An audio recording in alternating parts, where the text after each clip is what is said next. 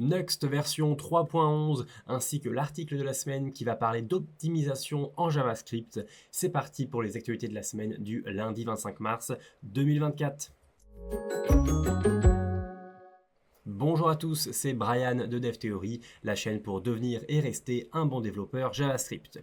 On va tout d'abord parler de Next version 3.11, donc une nouvelle version mineure mais avec pas mal de petits changements.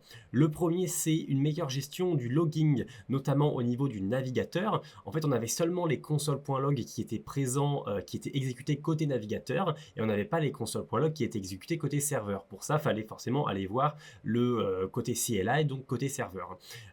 Et ici, bien, on a maintenant une résolution, puisque de base, dans les navigateurs, on va avoir également les logs qui ont été exécutés côté serveur, donc en SSR, vous voyez, et on aura ce petit entrecrochet SSR qui sera présent afin de nous indiquer que ce console.log là vient du serveur et non pas du client.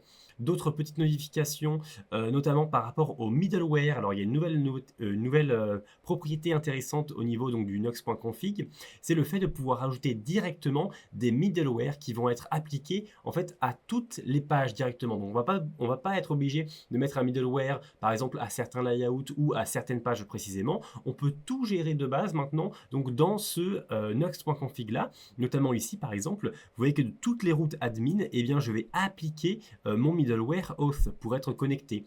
Et ensuite, je rajoute une autre règle pour dire que sur la route login de admin, eh bien, je désactive le auth. Comme ça, je peux effectivement accéder au login, mais pas à toutes les autres pages. Donc ça, c'est bien parce que ça permet de ne pas rajouter le define middleware ou je ne sais plus exactement ce que c'était le composable, mais au niveau donc de chaque page en fait. Vous voyez, c'était un peu redondant quoi de faire ça à chaque fois. Donc là, c'est mieux de l'avoir, je pense, dans nox.config et je vais utiliser cette nouvelle feature sous peu. On a d'autres petites choses, comme par exemple des pages qui sont uniquement en SSR ou uniquement en client. Donc ça veut dire quoi? Ça veut dire que dans vos pages, donc dans le dossier pages, si vous terminez le nom de la page du fichier en .serveur.view ou alors .client.view, eh bien la page sera uniquement exécutée côté serveur et donc il y aura uniquement du HTML, CSS et un peu de JavaScript pour l'interactivité qui sera envoyé côté client. Donc le client ne va pas exécuter le JavaScript pour rendre la page, ce sera rendu côté serveur uniquement, et même quand il arrive dessus, après la navigation, etc., c'est que le serveur qui va rendre la page. Donc là, on peut avoir des opérations peut-être un peu plus sensibles ou quoi qui vont être effectuées, ou alors des opérations assez lourdes, par exemple. Et on a également l'inverse, donc une fin de nom de page avec point client, point vue, qui permet donc justement un peu de simuler, de tout encapsuler dans un client only. Client only, justement, ça permettait de faire ce rendu-là uniquement côté client. Et maintenant, là, c'est toute la page, l'entièreté de la page qui se fait uniquement côté client. Et donc, ça décharge un peu, justement, la charge côté serveur qu'il y aurait si jamais il y a pas mal de choses ou si jamais vous préférez, pour une raison ou une autre, que ce soit que le client qui exécute ça. Donc, il faut faire quand même attention au niveau de la navigation entre vos pages, que ça ne change pas énormément de choses. Donc, je vous conseille de tester ça, mais voilà, de manière assez incrémentale, quoi. Et on avait d'autres petites choses, je crois. Non, c'était tout. C'était tout. Enfin, il y avait d'autres choses, mais bon, de ce que je voulais vous parler par rapport à cette nouvelle feature, c'était tout. Donc voilà, je vous mets bien sûr le lien juste en dessous en description pour ceux qui souhaitent en voir un peu plus. Autre chose cette semaine, c'est Runtime Compatibility.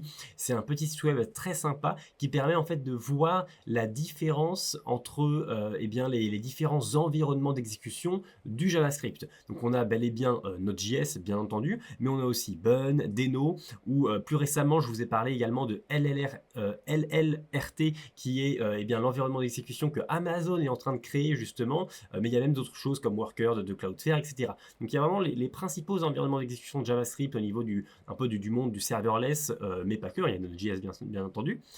Et donc on peut voir en fait toutes les différences au niveau de la gestion des API. Donc à quel point en fait on peut changer d'un code à l'autre, à quel point on peut aller quelque part. Donc, par exemple, si vous utilisez Abort Controller, ben, vous pouvez totalement être sur Node.js ou migrer sur Bun, sur Deno ou quoi que ce soit, mais vous n'allez pas forcément migrer sur Fastly ou vous n'allez pas forcément migrer sur Edgelike parce qu'il y a des choses qui peuvent éventuellement manquer. La même chose pour Abort Signal ou pour d'autres. Par exemple ici, pour la gestion des blobs, vous voyez que LLRT le supporte quasiment totalement, il y a juste une petite méthode de stream qui ne supporte pas, donc vous pouvez éventuellement migrer sur ça une fois que ce sera en route ou quoi que ce soit. Donc voilà, ça permet de mieux voir en fait toute la gestion des API JavaScript au niveau de ces différents environnements d'exécution là, et donc éventuellement de prendre de meilleures décisions. Il faut savoir que c'est pas handpicked, donc c'est pas fait manuellement, donc il peut y avoir quelques erreurs, donc je vous conseille quand même de revérifier derrière si oui ou non l'environnement d'exécution que vous avez choisi peut bel et bien faire ça. C'est fait un peu automatiquement, même si maintenant ça devient de plus en plus populaire, donc il y a pas mal d'issues qui sont levés, et donc ça rafraîchit un peu justement toutes ces petites checkbox. Autre chose cette semaine, c'est un article concernant l'optimisation du JavaScript pour le fun, mais également pour le profit, parce que effectivement, quand on optimise JavaScript, c'est du computing en moins, donc du temps d'exécution en moins, ce qui fait forcément gagner de l'argent si on paye les serveurs.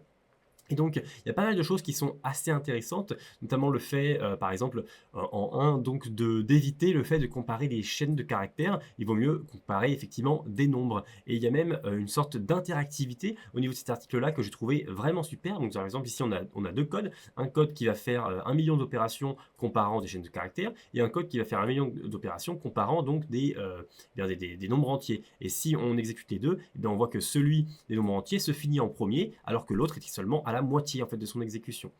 Et donc ça c'est assez intéressant également ce petit article où on a des choses eh bien interactives. Ici on a également une autre chose, une autre optimisation qui consiste au fait d'éviter d'avoir des formes différentes dans nos objets ou dans nos arrays d'objets. Effectivement ici vous voyez on est en monomorphique, donc on a tous les objets qui ont la même forme.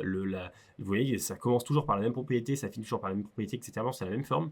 On a du polymorphique où on a seulement un objet ici qui a en fait deux propriétés qui sont inversées, vous voyez, donc il y a seulement ça qui est différent. Et on a ici du mégamorphique où tous les objets sont différents. Et bien en fait, on va faire des opérations sur tous ces objets-là à la fois, enfin tous ces groupes d'objets-là à la fois, et vous voyez que le monomorphique se termine vraiment super rapidement par rapport au polymorphique ou par rapport au mégamorphique.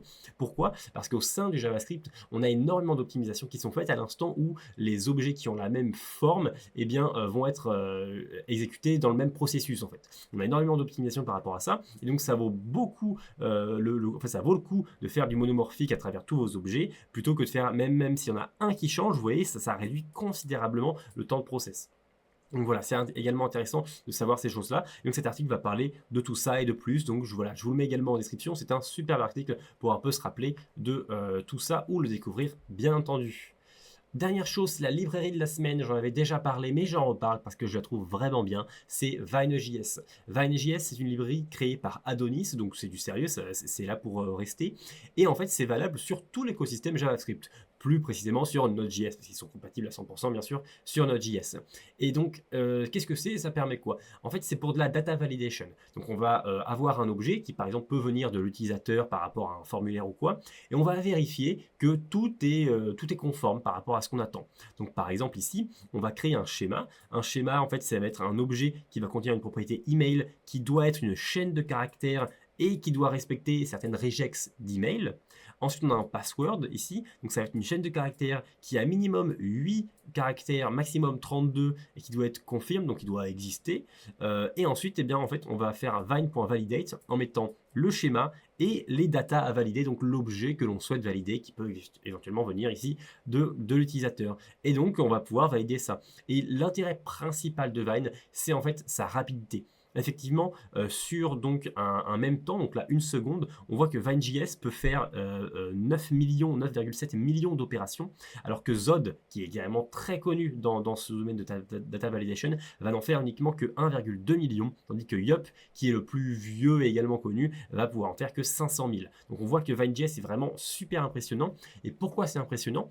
Parce qu'en fait, il est surtout fait pour justement ce système un peu de data un peu raw et pas forcément de data au niveau du JavaScript. Qu'est-ce que je veux dire par là? En fait, quand on regarde un peu les trade-offs, qu'est-ce que c'est les trade-offs donc de Vine.js? Et en fait, c'est qu'il ne va pas supporter des data JavaScript comme les fonctions ou les maps ou les sets. Ça, il va pas supporter parce qu'il il est surtout dans les datas liées par exemple au JSON, en fait, des datas un peu plus raw comme ça. Et donc, sa différence par rapport à Zone, eh bien, c'est ça, c'est justement qu'il va y avoir ces trade-offs là, mais que ça permet d'être à 5 à 10 fois plus rapide que Zod selon les différents cas en fait. Donc c'est pour ça que Vine.js, je trouve vraiment super bien et je pense l'utiliser très bientôt dans les projets afin de faire de la data validation. Voilà tout concernant cette semaine. Bien sûr, je vous mets le lien de toutes ces petites actualités juste en dessous en description. Quant à nous, on se retrouve, je ne sais pas exactement quand, je pense que pour le prochain mois, je vais peut-être faire un format des actualités du mois. Donc à la dernière semaine du mois, je vais un peu récap toutes les principales actualités. Je ne suis pas encore sûr de ça, donc vous verrez si lundi prochain je suis là ou pas. Donc dans tous les cas, on se retrouve pour des nouvelles, pour des actualités JavaScript. Donc n'hésitez pas à vous abonner à cette chaîne. Je vous souhaite un très très bon codage et à très vite.